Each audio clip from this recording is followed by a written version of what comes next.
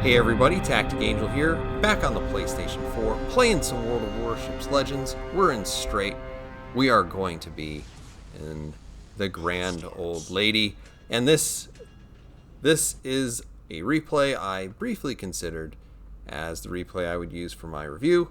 In this case, it'll give you just a second look at what the Warspite is capable of. And also the reason why I kind of wanted to use this was because this was actually my very first game in the Warspite, which I think is pretty hilarious because I thought I did reasonably well.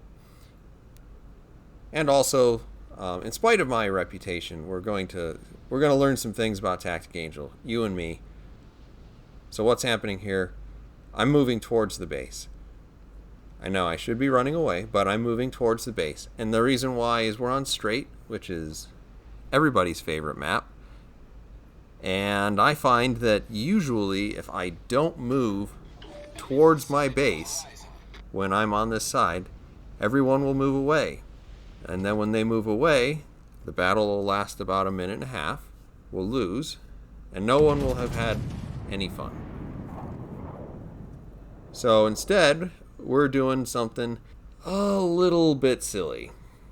Very silly, actually. These straits are really hard to maneuver through, even in a destroyer. Even harder if you're in a cruiser. And they're almost suicidal for a battleship. Now, little did I know, because this is the first game I played in this ship, and I did not thoroughly examine its turning radius and all that sort of stuff. The Warspite is really, really pretty remarkably agile for a battleship. So if there was a battleship you wanted to take into a strait, my guess would be it would be the Warspite. Even better if you were using the rudder shift mod instead of what I'm doing. So, whatever. I do use that on a lot of stuff, but I am using the damage control, as you saw with my commander.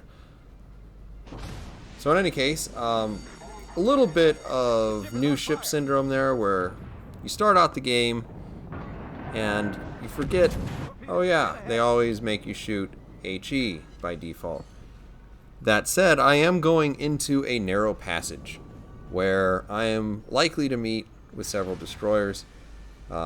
Shooting AP at destroyers is, I mean, it's not fruitless, but you certainly can be doing better things with your life. I think in this case, shooting the HE is going to be a lot more useful because it's not going to over-penetrate. It's probably going to hit them, bust up some modules, and do a pretty good amount of damage, more than an over-pen is going to do. Unless, for some reason, I get a ship detonation. So, we're looking at that Fubuki. We're kind of hoping that he shoots around the corner so we can go ahead and get some shots in on him. What we don't want is his torpedoes at this angle. That would be kind of... well, you wouldn't be watching the video, because I wouldn't show you that if I got torpedoed super bad in the side. That said, we've got this Mahan in front of me. He eats a good amount of damage with my HE from the front two turrets, but he's definitely going to start shooting torpedoes, and this is really why you don't want a battleship in these quarters, because they're going to sneak up on you, and you're going to be super close. But I take it off the bow. Most of that's going to end up being repairable damage, and at this point, he's spent all of his torpedoes. I managed to finish him off before he does anything really, really bad to me. And so, you know, knocked out his engine, got some extra hits. It's all good. Now it looks like that Pensacola's shooting at me. He's shooting at my bow. That basically means that he's not going to do a lot of damage, because even though the Warspite is not incredibly well armored, it does at least have a good bow for tanking cruiser shots. And probably battleships of equal tier not always battleships of higher tier, and definitely not long-range shots because of the weak deck armor. Now, I think my commander is going to help me in this case throughout this match, really, because Cunningham is kind of the snipers, the sniper commander of the two. I would prefer to have Madden just because really I need to be healing as much as possible in a Warspite to really get the most out of its improved heal. And I also kind of like the option of a weak secondary build. I am going to go ahead and put out that fire because it doesn't look like I'm likely to be caught on fire anytime soon. But at this point, what we've done is at least ensure that the game will last a little bit longer. We've taken care of pretty much all of the ships that started over here, or at least all of the ships that started really close to our base that could have captured it in an easy way.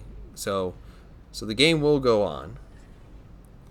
And at this point, you know, I'm having a pretty decent game. We got 44,000 damage, almost 45. Got a couple of citadels. We've got 2 kills. Pretty decent contribution so far. But there are several more ships on the map, and curiously enough, this game is not over. And it'll be increasingly more not over the longer it goes. So I'm going to go ahead and sail around the right side of this island. I'm going to head out to see if I can't get in a battleship on battleship sort of fight. In this case, I know I said in a comment I didn't remember ever having faced an Arizona. Here is the Arizona versus Warspite head-to-head, so to speak. You will notice something as this goes on.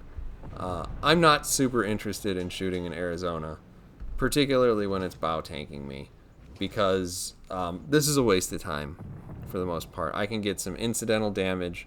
If I get really lucky, maybe a good chunk of damage, but you know, I wouldn't take those odds to Vegas. We're kind of hoping he continues to turn. He's presenting a pretty decent angle. Obviously, I'm in smoke. It's not going to help immediately after I shoot my guns, but I will be able to maybe mitigate some damage because I will become undetected and then become redetected when I shoot. Now, whatever advantage I got from that, I've already gotten, and at this point, he's set up to shoot after me anyway. I get a whole bunch of shells down there. Not a super great shot, but we come away with a decent chunk of damage, and at this point we see a Queen Elizabeth off in the distance. Now, the Queen Elizabeth is a really good choice because he's at the range where he's most vulnerable. So at this range, my shells are going to be plunging down on his ship. He has weak deck armor, just like I do. And if I can outshoot him from this range, sexy stuff like that will happen. So, we get 1 citadel. It has not changed the way he views the world, and he continues to sail in the same direction. It looks like my teammate decided it would be better if he blinded me. Thank you for that. But the QE fires, and that pretty much negates the smoke. Here we have some better aimed shots. No citadels, but certainly several more hits. We secure our high caliber. 91,000 damage now. Pretty good. Pretty good. I'm very happy with that as the first game I've ever played in a boat. And here we're looking at the Queen Elizabeth still giving me full broadside. Those look pretty good. And here they come. No citadels there, but we picked up another 20,000 damage. Battle ends in 5 minutes. And still, nothing. This is textbook what you don't want to do. Unfortunately, I'm also kind of doing what you don't want to do because I'm aware of the Aoba over there, and I'm aware that there is a destroyer too. But I'm not taking them as seriously as I should because I am driving in straight lines. Our team has taken the enemy battleship sunk. We do manage to get another Citadel. That Warspite, or that Queen Elizabeth, is finished. And once again, here we see the maneuverability of the Warspite. I'm able to pretty easily sneak in between those long-range torpedoes. The boat turns really nicely, particularly for a battleship. It is still pretty slow and sluggish because it is a battleship. And we score our 5th Citadel, which is pretty nice. We're up to 145,000 damage, so even more impressive than the review that I put up. And now it is one man versus world. Unfortunately, this guy is kind of destroying my team. And here we have another case of Tactic Angel driving in straight lines. We did not play the Aoba's range, and wouldn't you know it, the Aoba's torpedoes are 10 kilometers. Serves me right. I did not remember that.